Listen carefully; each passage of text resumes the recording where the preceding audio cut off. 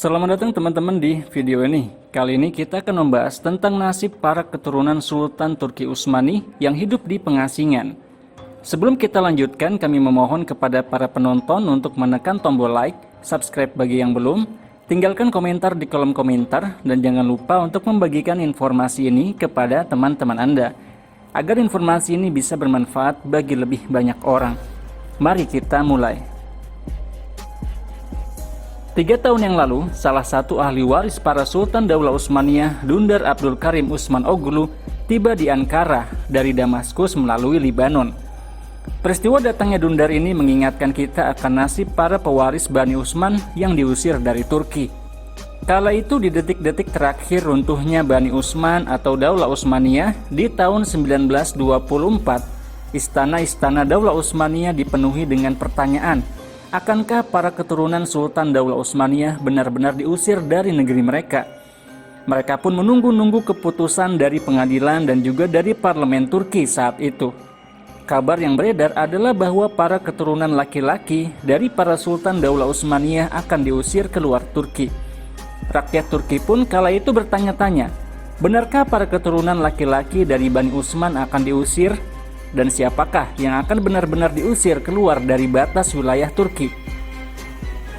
Pertanyaan-pertanyaan ini adalah pertanyaan-pertanyaan yang sangat sulit untuk dijawab.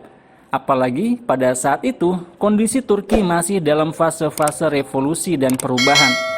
Maka selanjutnya, pada tanggal 3 Maret 1924, muncullah surat keputusan tentang pengasingan 37 keturunan Bani Utsman ke negeri-negeri pengasingan. Termasuk di dalamnya Sultan terakhir Daulah Utsmaniyah, yaitu Sultan Wahiduddin, dan juga Khalifah terakhir Daulah Utsmaniyah, yaitu Khalifah Abdul Majid Afandi. Bersama mereka diusir pula 35 pangeran keturunan para Sultan Daulah Utsmaniyah. Namun akhirnya yang keluar dari Turki adalah sebanyak 150 keturunan para Sultan Daulah Utsmaniyah, baik laki-laki maupun perempuan. Mereka keluar dari Turki melalui jalur darat maupun laut. Sebagian keluar menggunakan kereta dan ada pula yang menggunakan kapal laut. Kebanyakan dari mereka selanjutnya hidup di pengasingan dan menghabiskan usia mereka di pengasingan. Termasuk juga para keturunan mereka pun sebagian besar masih hidup di pengasingan di luar wilayah Turki. Sebagian dari mereka tinggal di Amerika Serikat, Prancis, Jerman, Inggris, Austria, Syria, Libanon, dan Mesir. Barulah pada tahun 1974, pemerintahan Turki mengeluarkan keputusan untuk mengizinkan keturunan Bani Utsman untuk masuk ke wilayah Turki. Sebelumnya pemerintah Turki juga sudah membuat surat keputusan tentang penghapusan Khilafah Utsmaniyah, dan bersamaan dengan itu dibuat juga keputusan untuk menyita semua harta kekayaan dari keluarga Kesultanan Utsmani. Tidak hanya itu, keturunan Bani Utsman sebelumnya juga diusir ke pengasingan, dan bahkan keturunan-keturunan laki-laki tidak dibolehkan melintasi wilayah Turki setelah mereka berada di pengasingan. Keputusan tentang pengusiran para keturunan keluarga Utsman sebenarnya didahului dengan perdebatan yang sangat panjang.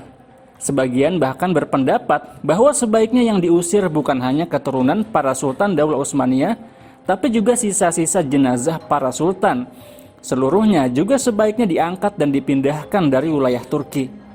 Barulah setelah itu muncul keputusan Parlemen Turki nomor 431 yang mengharuskan seluruh keturunan dari para Sultan Bani Utsman untuk meninggalkan Turki dalam waktu 24 jam. Dan juga Sultan terakhir dan juga Khalifah terakhir dalam waktu 2 malam selanjutnya. Ketika Khalifah terakhir Daulah Utsmaniyah, Khalifah Abdul Majid, mendapatkan surat keputusan tersebut, dia pun menolak keputusan tersebut dan mengatakan, "Aku tidak akan keluar ke pengasingan dan aku tidak akan diasingkan karena aku bukan pengkhianat." Namun wali kota Istanbul saat itu menyatakan bahwa keputusan itu akan dilaksanakan dengan sukarela ataupun dengan paksaan. Dan wali kota Istanbul pun meminta agar Khalifah Abdul Majid menghormati keputusan dari mayoritas masyarakat Turki kala itu. Wali kota Istanbul tersebut meminta agar Khalifah Abdul Majid meninggalkan Turki dengan sukarela sebelum dipaksa oleh para petugas pemerintahan Turki. Maka tidak lama setelah itu, para keturunan Bani Utsman pun diusir keluar dari Turki, dan bersamaan dengan itu berakhir pula sejarah Daulah Utsmaniyah dan berakhir pula peran Bani Utsman di dalam panggung politik Turki maupun panggung politik dunia. Para keturunan Bani Utsman yang berasal dari keturunan Sultan atau Khalifah Abdul Aziz disebut dengan Al-Aziziyin. Sedangkan yang merupakan keturunan dari Khalifah Abdul Majid disebut dengan Al-Majidiyin.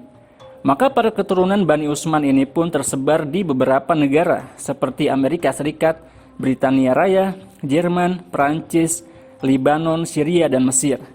Karena para keturunan Bani Utsman ini tersebar ke berbagai negara yang berbeda, maka bahasa yang sekarang mereka kuasai pun berbeda-beda. Para keturunan Bani Utsman yang pergi ke negara-negara barat, maka sebagian besar dari mereka lebih menguasai bahasa-bahasa di negara barat seperti bahasa Inggris. Sedangkan para keturunan Bani Utsman yang tinggal di negara-negara Timur Tengah, maka mereka pun lebih menguasai bahasa Arab. Demikian juga kebudayaan mereka pun akhirnya terpengaruh dengan negara-negara tempat mereka tinggal. Maka saat ini, para keturunan Sultan Daulah Utsmaniyah memiliki berbagai bahasa dan kebudayaan yang berbeda-beda. Sedikit demi sedikit, pemerintahan Republik Turki mulai memperbaiki hubungan mereka dengan para keturunan Sultan-Sultan Daulah Utsmaniyah. Mereka mulai mengadakan pertemuan dengan para pangeran dan putri-putri keturunan para sultan tersebut yang diusir dari Turki yang jumlahnya sekitar 150 orang setelah keluar keputusan dari Republik Turki modern yang dibangun oleh Mustafa Kemal Atatürk untuk mengusir mereka pasca runtuhnya Daulah Utsmaniyah setelah Perang Dunia Pertama.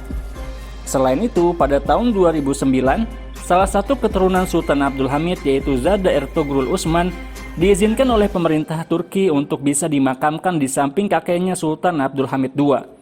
Hal ini tentu saja sangat menggembirakan karena banyak sekali para pangeran dan putri-putri keturunan Bani Utsman yang dimakamkan di luar negeri dan tidak boleh dimakamkan di Turki.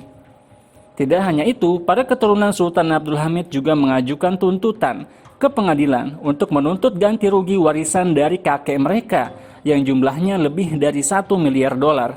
Presiden Turki Abdullah Gül dan Perdana Menteri Turki saat itu Erdogan dan juga Menteri Luar Negeri saat itu Daud Oglu adalah orang-orang yang pertama kali memberikan pendapat dan ide tentang kemungkinan untuk memberikan para keturunan Bani Utsman kewarganegaraan Turki dan juga mengizinkan mereka untuk kembali ke Turki. Namun mereka sebenarnya tidak terlalu mendukung adanya ganti rugi dari pemerintah Turki untuk para keturunan Bani Utsman. Pada tahun 1974, pemerintah Turki mengizinkan para keturunan Bani Utsman untuk kembali ke Turki. Namun mereka tidak diizinkan untuk meminta ganti rugi atas harta dari keluarga Bani Utsman yang sudah diambil alih oleh negara. Warisan-warisan para Sultan Bani Utsman sangat banyak, antara lain seperti tanah-tanah di lokasi-lokasi strategis di Turki, termasuk juga taman-taman dan istana-istana yang sebagian besar sudah diambil alih pengelolaannya oleh negara Turki. Para keturunan Bani Utsman menyadari bahwa tidak mungkin mengambil kembali harta dan properti warisan leluhur mereka di Turki. Tetapi mereka sangat berharap bahwa negara Turki bisa memberi ganti rugi kepada mereka, karena mereka juga memiliki hak atas harta warisan leluhur mereka.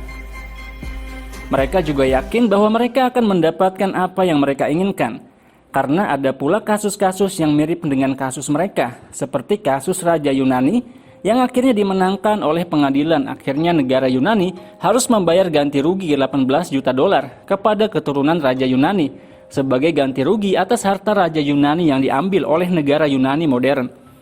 Keputusan itu dikeluarkan oleh Mahkamah Eropa.